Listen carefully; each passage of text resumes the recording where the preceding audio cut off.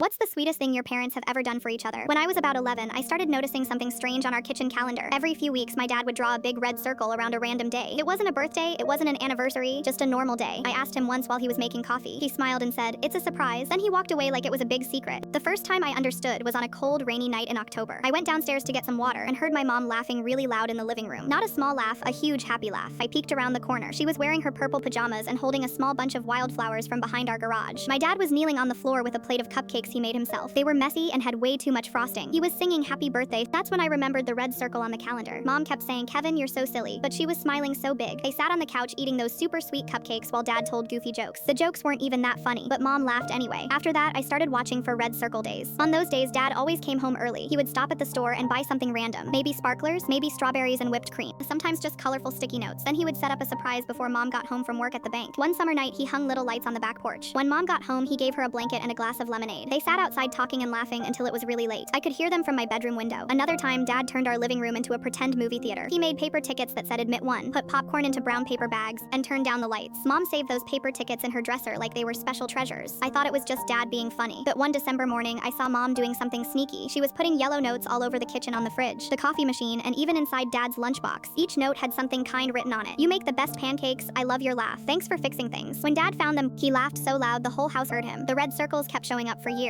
Sometimes it was a simple picnic in the backyard. Sometimes it was dinner with candles on our plain table. One time, dad bought a karaoke machine from a yard sale and surprised mom. They sang old songs very badly. Mom wasn't great at singing, but dad acted like she was a superstar. Now I'm in college. When I go home, I still see red circles on the calendar, and every time I see one, I remember something important. Love doesn't have to be big or expensive. Sometimes it's just messy cupcakes, little notes, and choosing to make someone smile again and again. Now that I'm older, I've started noticing even more little things, like how dad still pretends he doesn't know how to fold laundry properly just so mom comes over and fixes it while laughing. Or how mom always saves the last slice of pizza for him, even when she says she's not hungry. They still tease each other about the same silly stuff from years ago. Sometimes I'll walk into the kitchen and they're just standing there talking about their day like they're best friends. Nothing fancy, just easy, comfortable, happy. It feels warm. When I come home from college, I always check the calendar first. And yep, the red circles are still there. Sometimes I even help dad plan a surprise. I'll distract mom while he sets up candles or hides little notes. It kind of feels like I'm part of a secret team now. And honestly, watching them still try to make each other smile after all these years makes me believe love doesn't get boring. It just gets better if you take care of it. And here's the secret. I finally figured out. The red circles were never about special dates. They were about choosing an ordinary day and turning it into something special on purpose. Dad once told me, "You don't wait for a reason to celebrate someone you love." And mom, she says surprises don't have to be big. They just have to be thoughtful. That's it. No magic trick, no perfect plan. Just two people deciding again and again to make each other feel important.